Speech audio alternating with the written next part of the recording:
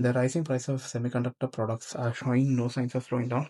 Nikkei Asia reports that TSMC will raise the price by 10% starting next year, which is bad news for its clients like Nvidia, Apple, Qualcomm, and Intel, and will be bad news for the customers. The prices for TSMC's advanced nodes will go up by 5 to 10% depending on the type of chip and the company buying it.